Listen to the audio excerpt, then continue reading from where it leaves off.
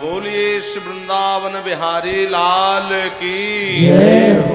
सप्ताह ज्ञान यज्ञ की जय हो। श्री स्वामी जी महाराज की जय हो। सन्यासी ने योग के द्वारा आत्मदेव ब्राह्मण की ललाट की रेखा देखी और कहा कि ब्राह्मण देवता, तुम्हारे भाग में तो 7 जन्म तक संतान सुख नहीं है, इसलिए पुत्रादि की इच्छा का त्याग कर दो। पुत्रादि से दुख मिलता है, किसी प्रकार का सुख नहीं मिलता। भगवान का नाम लो और भवसागर को पार हो जाओगे। लेकिन आत्मदेव ब्राह्मण नहीं माना, हट करने लगा, जिद करने लगा कि नहीं, आप योगी पुरुष हैं, कृपा करें, एक पुत्र की प्राप्ति हो, अन्यथा मैं आपके सामने अपने प्राण को त्याग दूंगा। तो सन्यासी को दया आई, अपने झोले से एक फल निकाला और आत्मदेव ब्राह्मण को दिया।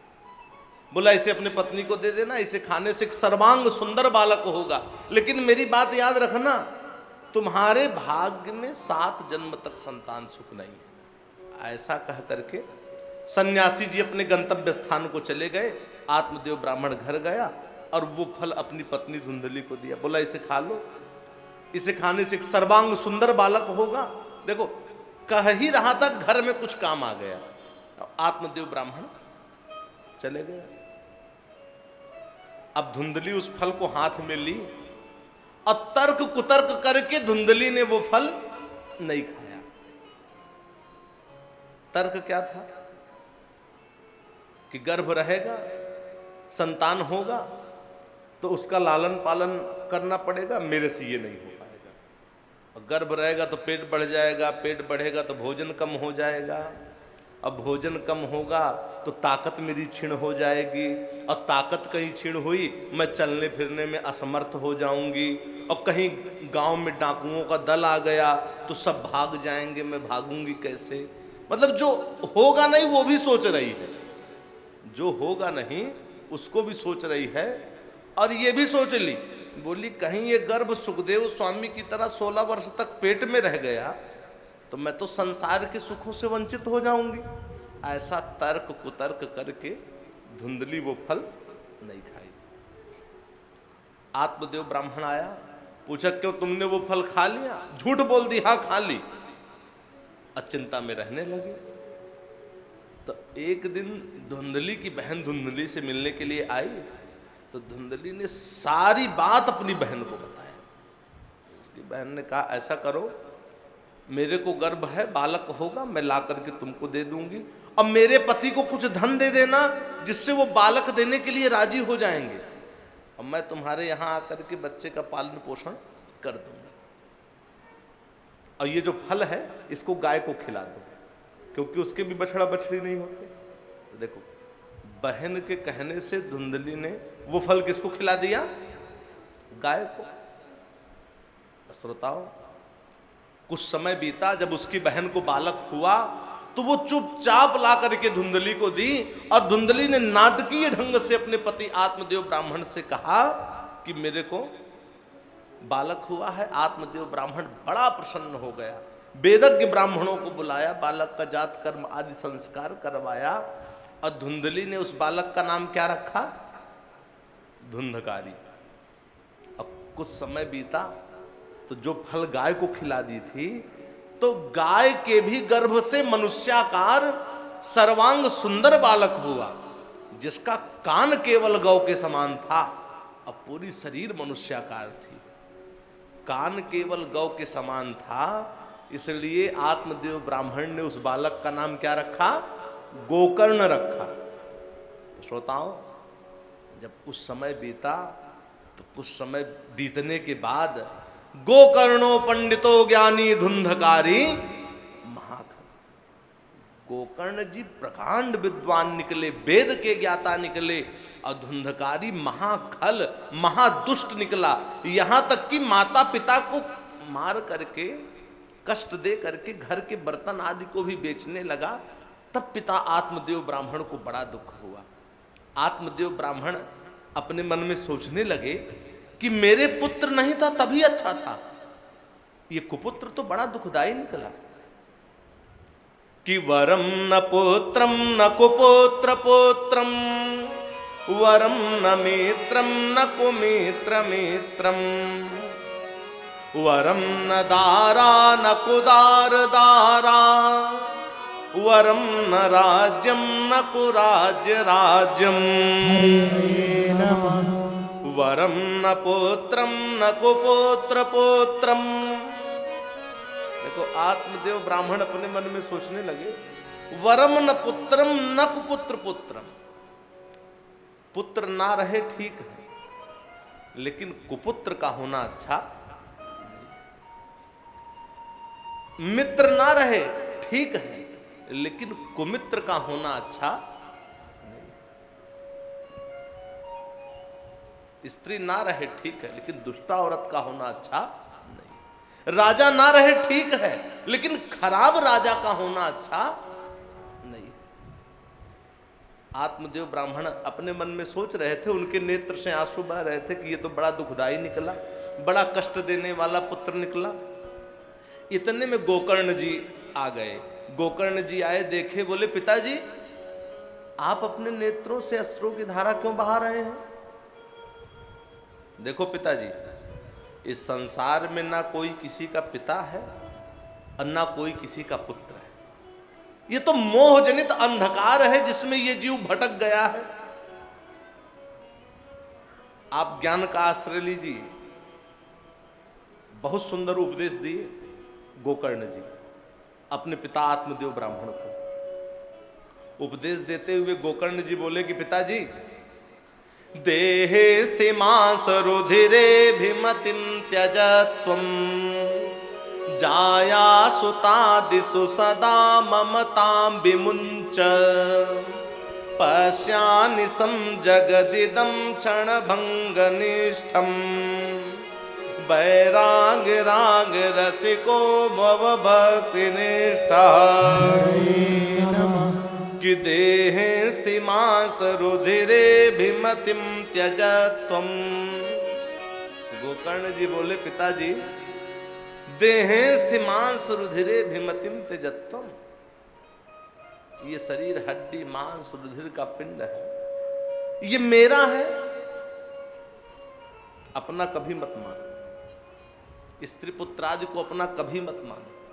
इस संसार को रात दिन विनाश होते हुए देखो, किसी में प्रेम मत करो। केवल एकमात्र प्रभु के चरण कमल का आश्रय लो, भवसागर को पार हो जाओगे। कि धर्मं भजस्व सततं त्यज लोक धर्मान्, सेवस्य साधु पुरुषान् जहि काम तृष्णा, अन्यस्य दोष गुण चिंतन मासु मुक्त्वा, सेवा कथा रस महो नितराम पिबत्वम्। ध्यान देना, गोकर्ण जी कह रहे हैं कि पिताजी, धर्मम भजस्व सततम त्यज लोक धर्म। भगवत भजन ही सबसे बड़ा धर्म है। लौकिक धर्मों से मुख मोड़ ले, साधु जनों की सेवा करें, किसके भीतर क्या गुण है, किसके भीतर क्या दोष है, इस पर विचार ना करें। केवल एकमात्र भगवत कथा रस के रसिक हो करके भगवान आनंद कंद श्री कृष्ण चंद्र में आप अपने मन को लगा दीजिए। श्रोताओं, जब गोकर्ण जी ने उपदेश दिया आत्मदेव ब्राह्मण को, अपने पिता को, तो आत्मदेव ब्राह्मण ने घर का त्याग कर दिया। वन में जाकर के नियम पूर्वक भागवत महापुराण के 10वें स्कंद का पारायण करते हुए, पाठ करते हुए भगवान श्री कृष्णचंद्र को प्राप्त किया। और इसके बाद धुंधकारी अपनी माता धुंधली को बड़ा कष्ट दिया, जिसके कारण वो खिन्न होकर के रात्रि के समय कुएं में कूद करके अपने प्राण को त्याग दिया। अब जब घर की संपत्ति को पाया धुंधकारी, तो 5 वेश्याओं को रख लिया और उसी संपत्ति से उनका पालन पोषण करने लगा। और जब सारी संपत्ति नष्ट हो गई तो चोरी करके उनका पालन पोषण करने लगा। और जब उन स्त्रियों ने देखा कि इसकी सारी संपत्ति नष्ट हो गई है और अब ये चोरी करके हमारा पालन पोषण कर रहा है और कहीं पकड़ा जाएगा तो राजदंड से मारा जाएगा और इसके चुराए हुए धन का हम भी प्रयोग करते हैं तो हमें भी दंड मिलेगा, तो क्यों ना हम ही लोग इसको मार डालें। ऐसा विचार करके धुंधकारी जब रात्रि के समय घोर निद्रा में सोया हुआ था तो उन स्त्रियों ने चारों तरफ से इसको बांध दिया खाट में और इसके मुख में जलते हुए अंगार को डाल दिया, जिसके कारण इसका प्राण निकल गया। वो सब स्त्रियां इधर उधर चली गई। धुंधकारी प्रेत बन करके उसी सूने घर में रहने लगा। अब जब कई दिनों के बाद गोकर्ण जी का तीर्थ से आगमन हुआ, गोकर्ण जी आए और रात्रि के समय जब विश्राम करने लगे तो वो प्रेत अपना भयानक स्वरूप दिखाना प्रारंभ कर दिया। कभी अग्नि का रूप धारण कर लेता, कभी भैंसे का रूप धारण कर लेता। ये सब रूप जब देखे गोकर्ण जी बोले तू कौन है, तेरी ये दशा कैसे हुई? तो वो प्रेत कुछ बोल नहीं पा रहा था। तो गोकर्ण जी बोले ये बोलेगा कैसे? तो अपने कमंडल में तीर्थ का जल रखे थे, उस जल को हाथ में लिए और भगवान के नाम का मंत्र पढ़े और उस प्रेत के ऊपर छींटा मारे। बोले कि तू कौन है, तेरी ये दशा कैसे हुई? तो उस प्रेत ने कहा कि अहम भ्राता त्वदीयोस्मि धुंधकारीति नामतः। अहम भ्राता त्वदीयोस्मि धुंधकारीति नामतः। भैया मैं आपका भाई हूं।